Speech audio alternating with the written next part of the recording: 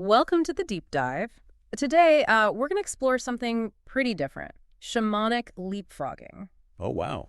Yeah, so we're diving into excerpts from a blog post called Evolution Requires the Student Leapfrogs the Teacher.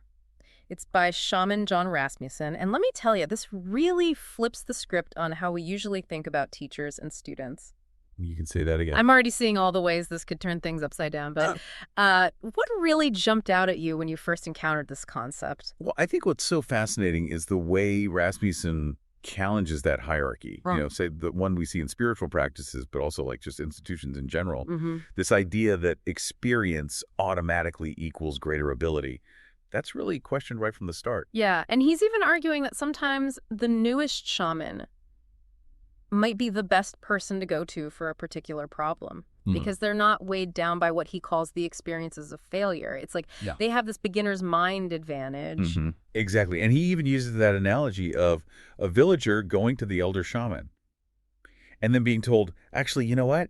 You'd have a better chance of healing if you worked with my newest student. Wow. It's definitely not the conventional approach. So how does this leapfrogging actually work in practice? Well, Rasmussen gives some examples from his own lineage.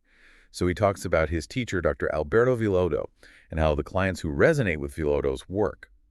They often also resonate with Rasmussen's work, and then with Rasmussen's student, Tracy Rainwater's. So each shaman is like building on the foundation of the one before, but there's still that personal connection piece that's so important. Absolutely, and it's not just a one-way street. Rasmussen mentions working with Tracy himself, and he's also had Villoldo work on him. Oh, wow. So you see this really interesting reciprocal learning dynamic happening across generations of these shamans. That reminds me of something else Rasmussen said about shamanic knowledge accelerating. Oh. It took his teacher 20 years to fully embrace being a shaman. It took him 5 years and his students 2 years. What do you make of that? I think it raises a big question about healing and growth in our world today. Like, does our rapidly changing world require that things speed up in these fields too? Is it maybe even a response to how intense modern life has become? And Rasmussen is really clear that even with this acceleration, you shouldn't just assume the teacher is the best choice. He says sometimes starting with the student can actually be more beneficial. Yeah, he really highlights the need for an open mind.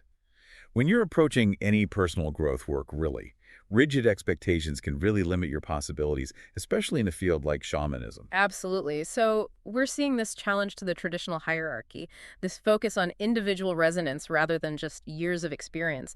What's the bigger implication here for someone who maybe has never even heard of shamanism before?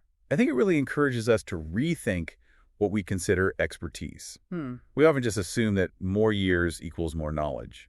But what if the newest voice or the freshest perspective is exactly what we need to finally break through an old pattern? That's a great point. It's definitely something to consider, even outside of just shamanism. It makes you wonder what else we might be missing by holding on to those old assumptions. Exactly.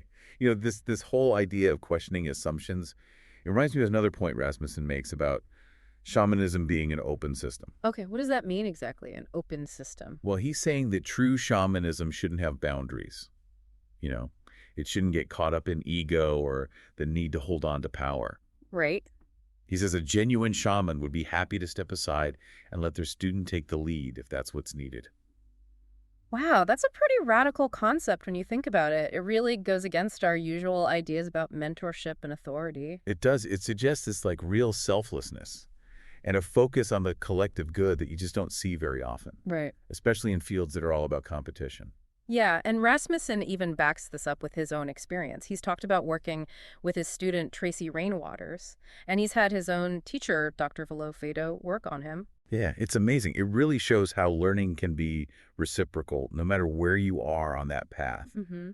And I think it ties back to that acceleration of knowledge we were talking about. Right. If shamanism was a closed system, all that knowledge would just be hoarded, Mm-hmm. and progress would be so much slower. But because it's open, because there's this willingness to share so freely, it allows the whole practice to evolve much faster. Exactly. And maybe that's a lesson we can all take something from, whether we're interested in shamanism or not. Could we apply this open system model to other parts of our lives, to our work? That's a good question, isn't it? Like, what would it even look like to embrace that kind of openness and collaboration in other fields? Could it lead to similar breakthroughs? Rasmussen also mentions that there's a shortage of trained shamans in the world right now. Oh, really? Yeah. He thinks there are many people who have the potential, but they haven't realized it yet. That's interesting. I wonder why that is. Well, he seems to think it might be because we've lost touch with these older wells of knowing. Or maybe because the world needs more shamanic healing now than ever before. He makes a good point. It's like he's saying shamanism isn't just some ancient practice. It's a living tradition that needs to keep evolving to keep up with all the challenges we're facing today. Yeah, that's a powerful statement. It is, and it brings us back to that central question about leapfrogging. Mm-hmm. What if the solutions to our biggest problems, whether they're personal or global, are actually waiting to be discovered by the people who are newest to the path? It's like we need to reconsider where we think true knowledge and wisdom come from. Yeah. Maybe experience isn't the only measure. And maybe those most unexpected sources are where we'll find the breakthroughs we need. Yeah, if we're too focused on these rigid hierarchies, we might miss out on something really important. So it sounds like you're saying there's real value in being open to learning from anyone, regardless of how much experience they have. Exactly. It's about recognizing that potential for growth and insight in every interaction, and being willing to challenge our own assumptions about where knowledge comes from. Rasmussen's concept of leapfrogging really makes you think differently about expertise, doesn't it?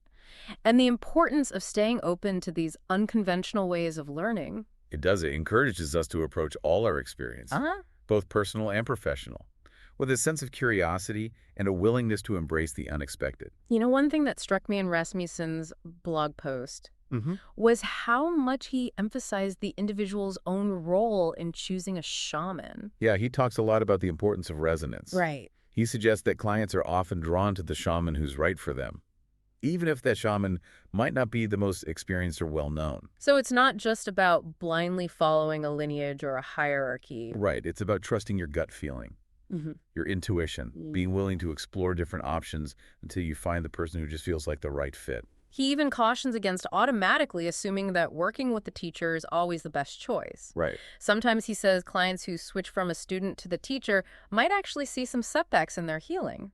That's interesting. Yeah. It almost suggests that our own beliefs about hierarchy can get in the way of our progress sometimes. Like we might be so focused on finding the most qualified person that we totally overlook the importance of that personal connection and that energetic alignment. It's a good reminder that healing isn't always linear. Sometimes you have to take these unexpected detours or even like backtrack a little to find the path that really resonates with you. Yeah, and it speaks to the importance of self-awareness in any healing process, like being able to tune in to what you really need, what feels right, and being willing to adjust your course as you go along. Rasmussen's blog post has given us a lot to think about. It's challenged so many of our ideas about expertise and mentorship, the way knowledge is passed down. It's raised some big questions about the role of shamanism in our world today. Definitely. And I think one of the most important takeaways is that we should approach every learning experience with an open mind and a willingness to embrace those unconventional paths. You never know where you might find the knowledge or the healing that you're looking for. And maybe, like Rasmussen suggests, it's time to consider a more fluid and dynamic way of understanding how knowledge is transferred and shared. If we can break free from those rigid hierarchies and really embrace collaboration, who knows what we could achieve?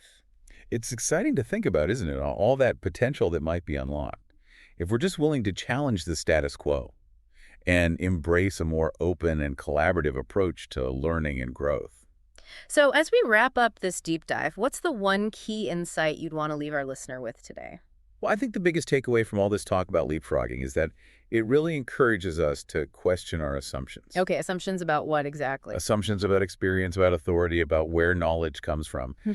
It's easy to just assume that the person with the most years under their belt automatically has all the answers. Yeah, especially in a field like shamanism, which has such a long history. Exactly.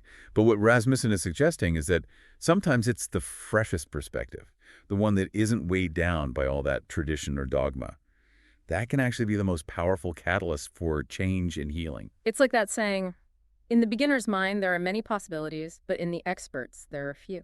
Yes, exactly. And that's a really valuable reminder, I think, for all of us, no matter what we do or what path we're on, to stay open to new ideas, to be willing to learn from anyone, and to remember that sometimes the most unexpected sources can lead us to those breakthroughs. And Rasmussen's own experiences working with his student and having his teacher work on him, it's a perfect example of that kind of reciprocal learning in action. It really is. It shows how knowledge can flow so freely between generations without getting stuck in those hierarchies or egos. And I think that's a big part of what allows shamanism to keep evolving and adapting to meet the needs of the world today. So for someone listening who's thinking, okay, this is all very fascinating, but what does it mean for me? Yeah. What would you say to them? I'd say pay attention to resonance. Resonance with. With people with ideas, with practices. Don't be afraid to explore those less conventional paths, or to learn from people who might seem less experienced than you. And remember, the healing journey is so personal. Trust your intuition, and let yourself be guided by what feels right for you, even if it goes against what you think you should be doing. That's such an important message, to trust ourselves, to be open to those possibilities, and to remember that growth and healing can really come from the most unexpected places. This has been a fascinating deep dive into shamanic leapfrogging. Thanks for joining us on this journey.